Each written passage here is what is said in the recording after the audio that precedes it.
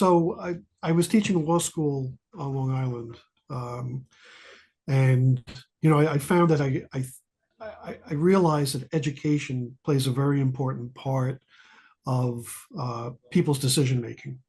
So I decided to get involved more with some of these online stock communities to sort of help educate them as to what's happening in general, in particular, or specific tickers.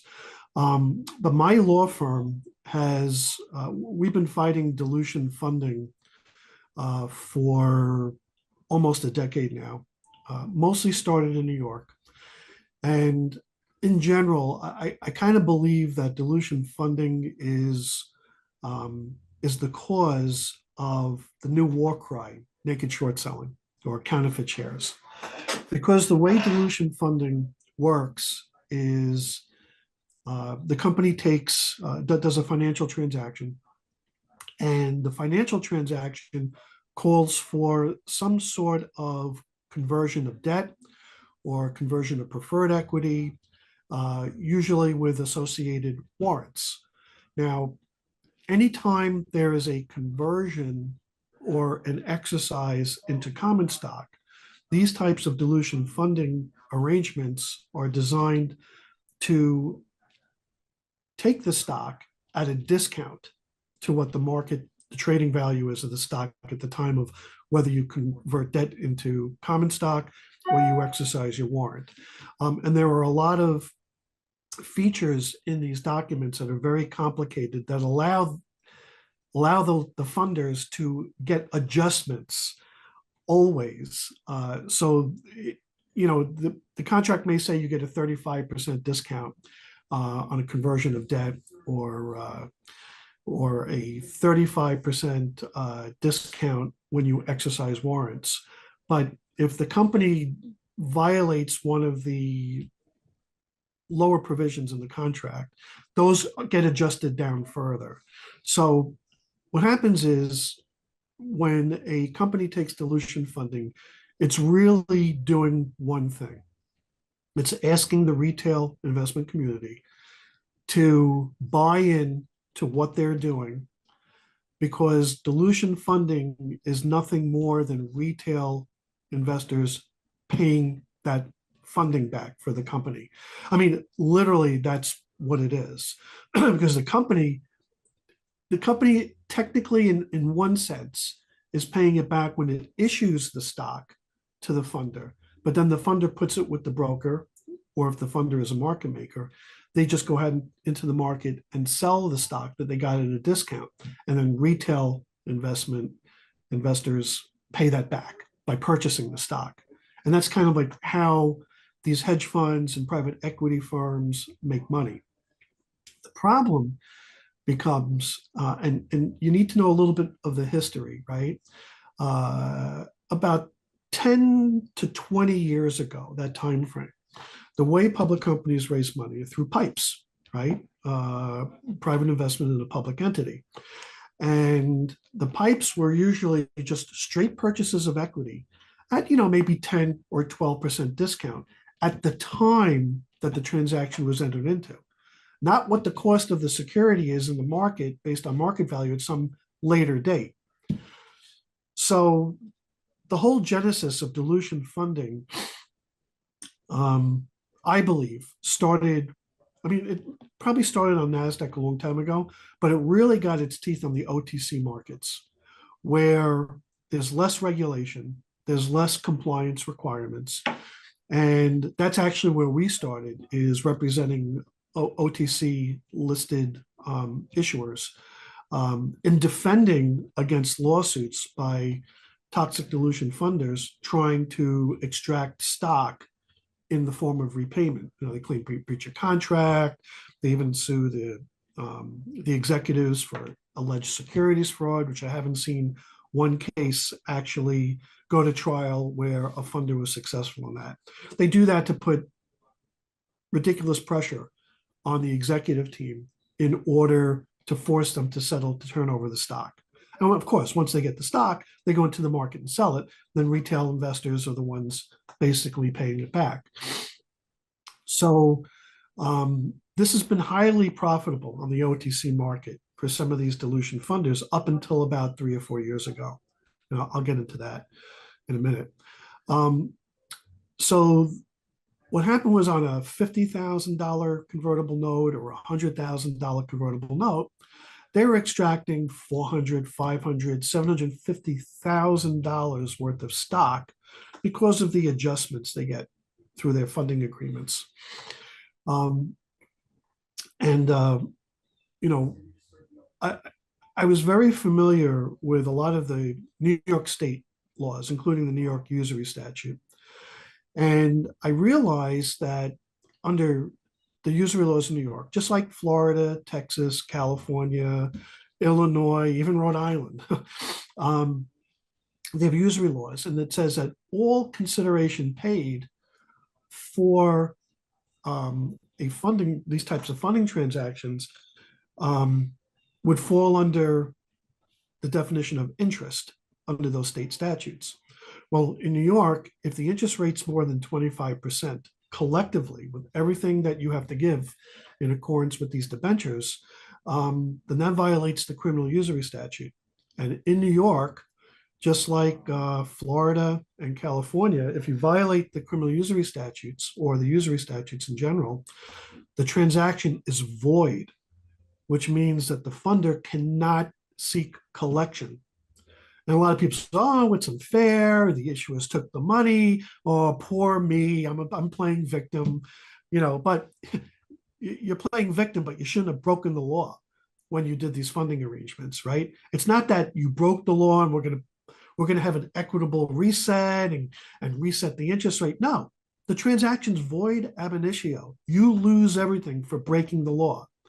And the laws that written amongst all the states on usury really comes down to looking at the behavior of the funder, not the borrower, not the recipient of the funds.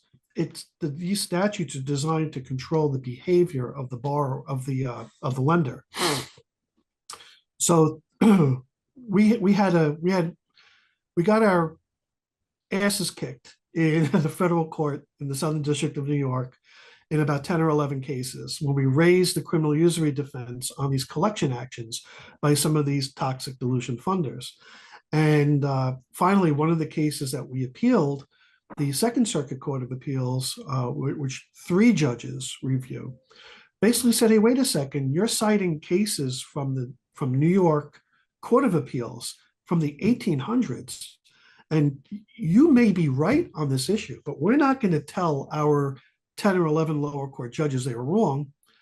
We want the New York State Court of Appeals, which is the highest court in New York, to define the parameters of its state usury laws. So we're going to punt this case from the federal court system over to the New York State court system directly to the New York Court of Appeals. So you don't have to go through a whole New York Supreme and then the appellate divisions. It goes right from the Second Circuit to New York's highest court. They presented the issues, and New York's highest court said, yeah, we definitely want to decide this. I think because they're familiar with the bad decisions coming out of the Southern District on this issue, that they wanted to set the record straight. So what happened was we spent another year of briefing in the New York Court of Appeals, and lo and behold, we were right on both issues. The issue is that a conversion discount on a debenture, or even to that extent, if you extrapolate it over to a warrant exercise, is interest, and that is included in the interest calculation. Oh, and by the way, if it's over 25%, a violation of the criminal usury laws in New York is a complete void of the instrument, and you can't collect anything. So that case was, it's called the 𝗖𝗓𝗪 case. And since that holding in October of 2021, I would say that 98% of all would-be enforcement actions on these contracts have dried up. In fact, these toxic lenders have not sued these public company issuers. And just in that scenario, just imagine the billions of shares of dilution we saved these public companies trading on the OTC markets, right? So Recently, aside from the defense of usury under state law, so you may ask your listeners may be asking the question, well, what happens to the public companies that they already took all this stock from? You know, maybe on like these NASDAQ companies on a $10 million funding took $100 million worth of stock out of the market based upon the funding agreements. So using the usury laws in the state, there's a federal law called RICO. And you and I discussed a little earlier that we probably hold a whole different discussion on RICO and as it applies to the market in some instances. So we've been suing. Now we have public company issuers coming to my firm saying, well, can we go back and get the $90 million difference between the $10 million funding and the $100 million and say, yeah, according to the RICO laws, if they collected on an unlawful debt, and that's defined by debt that violates the state usury statutes, then yes, not only can you get 90 million back, but the RICO statute provide treble damages. So an issuer technically can get up to 3 times the amount of what was taken from them. So, and that's one aspect with how we handle dilution funding. The other aspect is almost exactly what the SEC has been doing.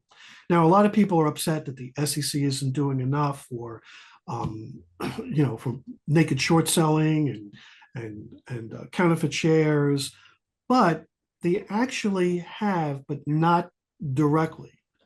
They are going after the same toxic dilution funders as my firm is going after, but on a civil enforcement basis under what's called the dealer registration statute. So under the Securities Act, this is really a simple concept that I think every one of your listeners will understand. If a person or an entity is buying and selling securities as a business through a broker or otherwise, the Securities Act requires them to register as a dealer under 15A of the Securities Act. And if you don't register as a dealer, and registration provides oversight by FINRA, it provides a lot of compliance and reporting every month on your holdings and your trades. And if you don't register under the Securities Act, the Securities Act itself voids those transactions, which again means on a civil basis, you have a right of rescission.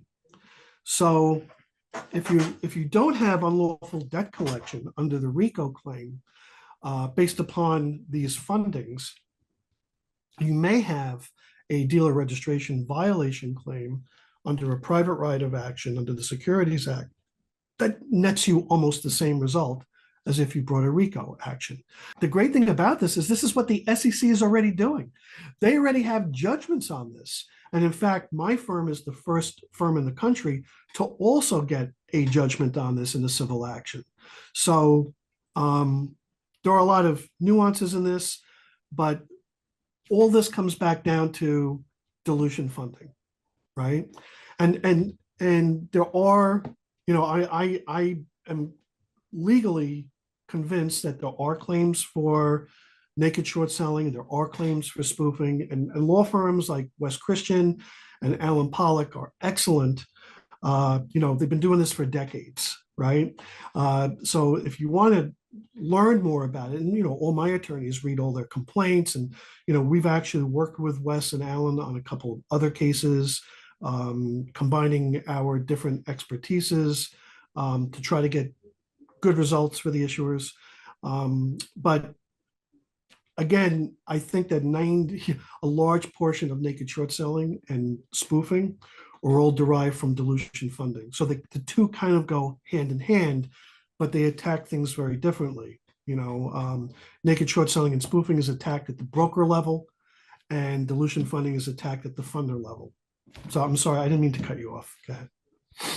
No, not at all. I was just going to say, as far as Well, I guess just moving on from that though, if shareholders of these companies that they're invested in, like, what would you suggest that they do? Especially if maybe the company itself or the board isn't willing to really do anything about these toxic lenders and dilution funding. Well, there's a lot of psychology, unfortunately, behind motives and decisions by boards of directors. Um, there are some companies that are actually in the process of producing products. They have intellectual property, but they don't have the big capital, like Tesla, right? They don't have the big capital to expand production, to expand marketing, expand distribution.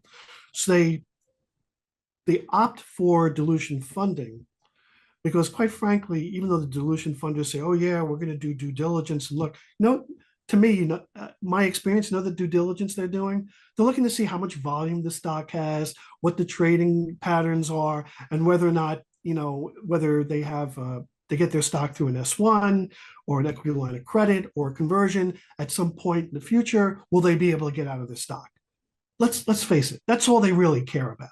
They really don't care about funding these companies, because if they really cared about the companies, they wouldn't be part of the problem through their funding, whether they're doing it or third parties are doing it, to use the dilution funding to knock down the stock price, right? Because the lower the stock price, the more stock the funders get when the conversion happens. So there's a lot of psychology. And the other psychology is, or I understand that the boards may be afraid of admitting they didn't do something properly. I mean, that's the best way for me to put it. Because I've done a lot of board presentations on dilution funding. And one of the things is, well, we don't want to give the appearance that we did something wrong. And I try to explain to them, you didn't do anything wrong. It's the people that gave you the money that did something wrong. They're the ones with the problems, not you. I go, really, as a board member and as a board collectively and an executive management team, if if you know that there was an unlawful transaction, then maybe if I do share a responsibility to go and undo that and get whatever money that was extracted from your company from the public markets back. And whether or not you give dividend to the shareholders or you use it for operations, that's non-dilutive capital at that point. If you get back several $1 million, you don't have to go out and take another dilution funding for $7 million. The other thing that the board's worried about, if I go after my dilution funders, I'll never get another dime from anybody else. Well, the way I see it, as you're speaking to the wrong people.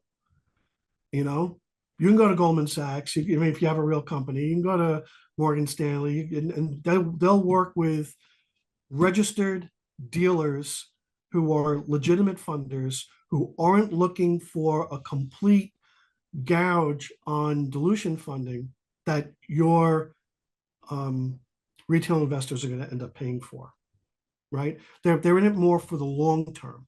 And that's what you need to, as a retail investor, you need to look for a long-term investment. And you can tell by the type of funding they take, whether that's long-term or short-term. Now, whether the brokers market, whether they buy stock long or short, is a whole different story. I'll leave that to Wes and 𝗓𝗓𝗡𝗓. But as far as we're concerned, the board is the first level to determine whether or not they want to pursue it.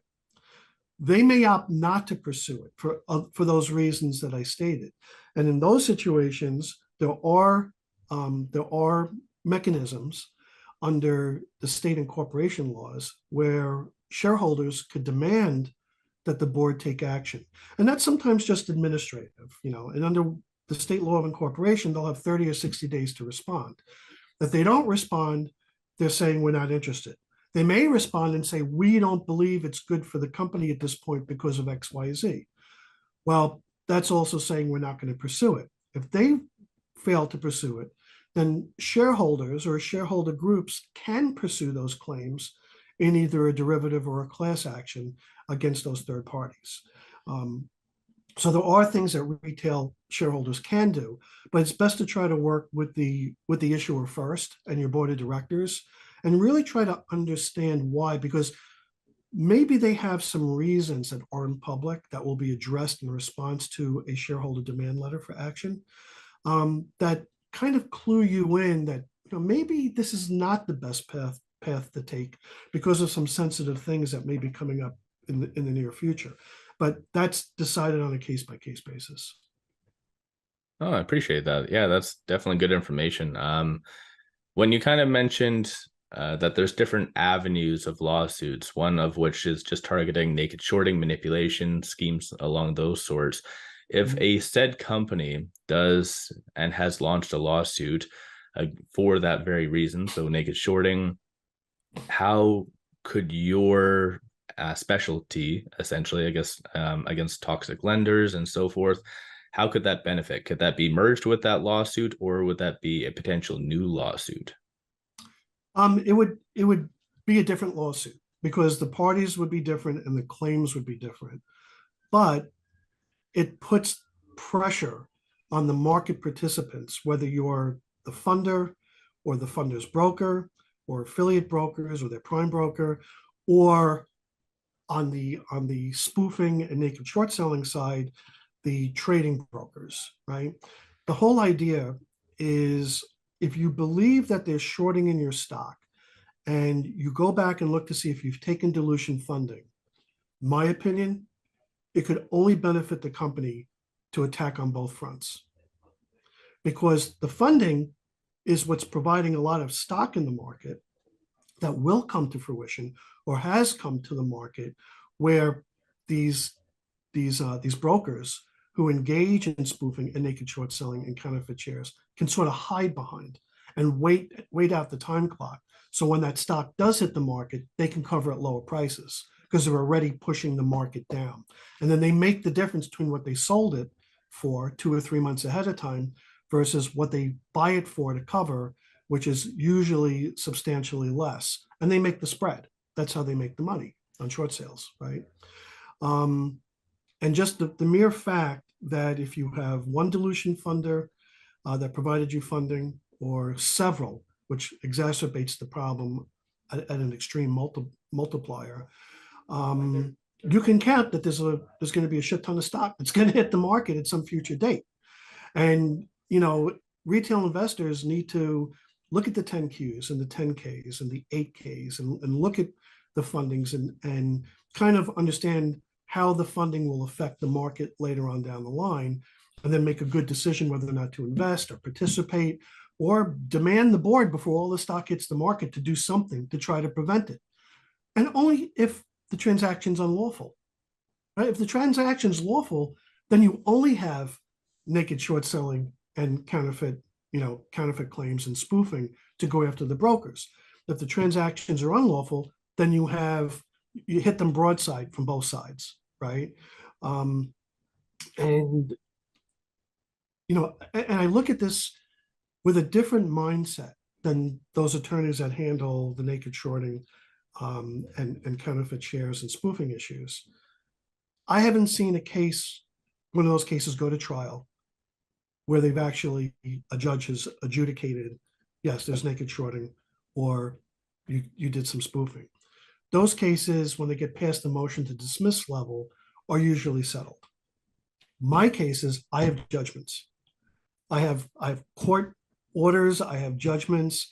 But again, I think the brokers on the broker side have way more to lose because they're dealing with possibly hundreds of millions of dollars versus the funders where it could be a couple of $1 million, right?